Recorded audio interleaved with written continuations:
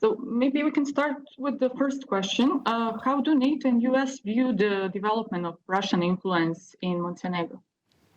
Well, we've seen over the years Russia use a very similar playbook that now is familiar to many NATO allies. And that's a playbook that relies on misinformation, disinformation, sometimes election interference, malign influence.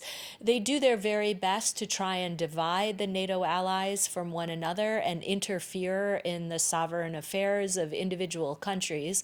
Fortunately, NATO, in working with our friends in Montenegro, NATO has gotten smarter and stronger in countering those Russian hybrid tactics, and we're much more aware on how to deter and detect and protect ourselves from those types of efforts.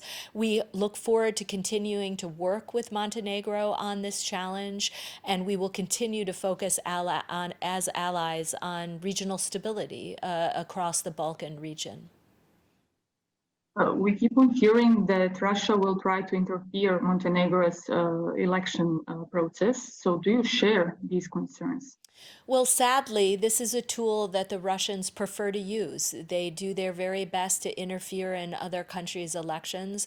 We have sent warnings to them about the dangers of doing so, but again, we've also gotten better in understanding the nature of this particular challenge and how to counter it. Fortunately, the people of Montenegro are well aware of some of the efforts that the Russians use. The people of Montenegro are smart about the use of Russian disinformation.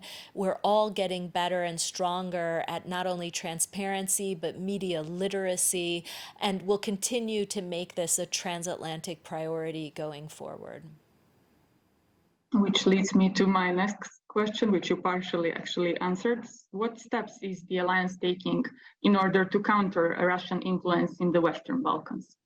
Well, there are a whole host of things that we're doing here inside the Alliance. We recently rolled out a new strategic concept last summer at our summit in Madrid.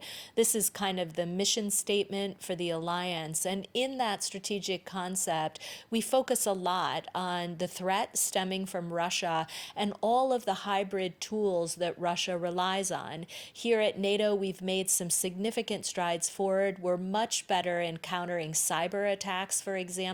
We're much smarter in countering Russian disinformation, and this will continue to be a key priority for the alliance going forward. We're obviously heavily focused on Russia's war inside Ukraine, but we're also focused on making sure all the members of the alliance have the tools they need to resist some of those efforts by Russia to either interfere in our internal affairs or to divide the allies from each other.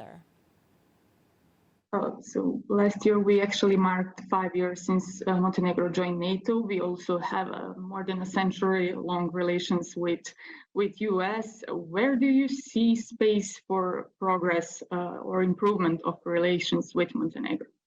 Well, we are grateful that Montenegro is a strong, capable member of this alliance.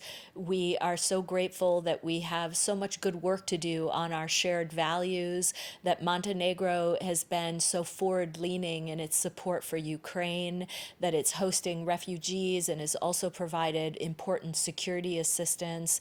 And so we see nothing but good news in Montenegro joining the alliance. They've come ready with ideas and proposals to make the alliance stronger. In terms of areas of focus going forward, Montenegro has made a lot of progress in increasing its defense spending over the years. All allies are committed to spending 2% of GDP on defense nationally. Montenegro is almost there, and we're encouraging them to continue with their increases in defense spending so that they will hit that 2% target in the years ahead. That is something which we are working on alongside with being part of NATO exercises. So what more can we do in order to enhance Montenegro's defense capabilities and actually our role as a promoter of Western values in the Balkans? Well, again, we'll turn to Montenegro for their ongoing leadership in fostering enhanced stability across the region. We'll continue to count on them for bringing in fresh ideas into this alliance and important perspectives on how they see a variety of security challenges, not only in their neighborhood, but across the alliance.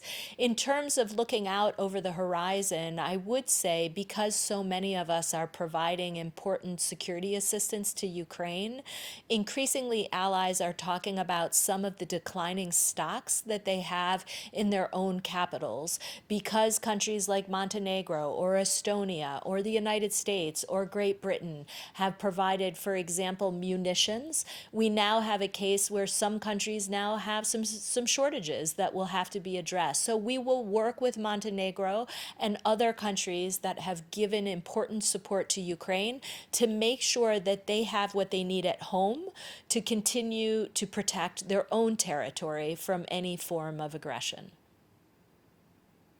Ukraine is unfortunately still a hot topic. We marked the year of anniversary. So how do you see the current status of the conflict in Ukraine, and what are the prospects for a peaceful resolution? Well, right now we have a couple of core priorities. First and foremost, we want to continue to apply maximum pressure on Moscow to get Putin to end this war as soon as possible. We also want to get as much support as we can into the hands of the Ukrainians. We're very focused on artillery, on armor, on air defense and ammunition. Those are four areas where all allies are looking at what more they can do to support the military commanders on the ground defending Ukrainian territory. And we are collectively calling for peace. We have all looked at the proposed peace plan that President Zelensky has laid out. Those 10 points have been endorsed by the G7 and many NATO allies around the table. We will do everything we can to put Ukraine in a place where they can both prevail on the battlefield and ultimately get to the negotiating table so that this war can end. How is this entire war affecting situation in the Western Balkans?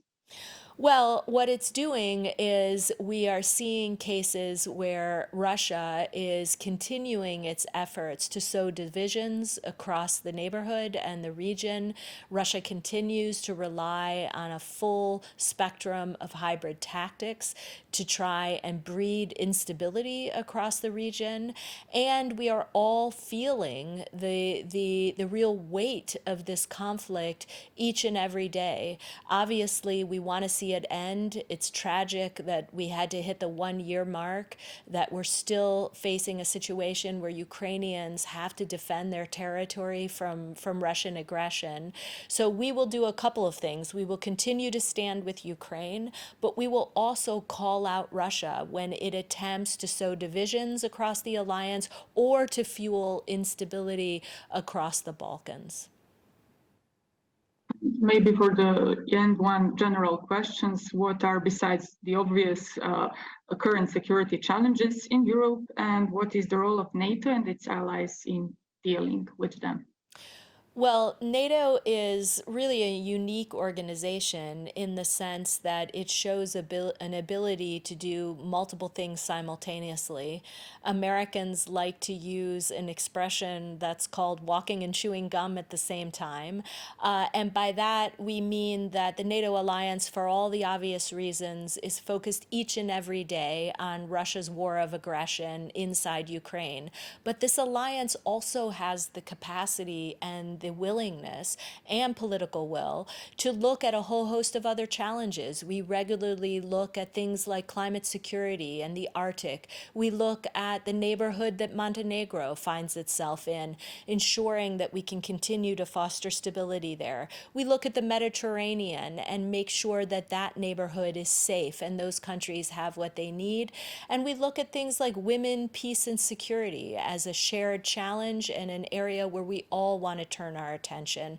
And lastly, we've recently started looking at China and what China is doing in and around the Euro-Atlantic neighborhood that could potentially pose some risks to alliance security going forward.